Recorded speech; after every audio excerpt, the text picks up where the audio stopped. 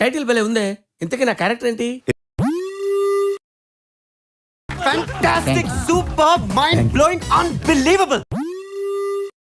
వచ్చాడు కాల్చాడు చచ్చాడు రిపీట్, వచ్చాడు కాల్చాడు చచ్చాడు రిపీట్, వచ్చాడు కాల్చాడు చచ్చాడు రిపీట్, వచ్చాడు కాల్చాడు చచ్చాడు రిపీట్. ఇవాళ కూడా వస్తాడు.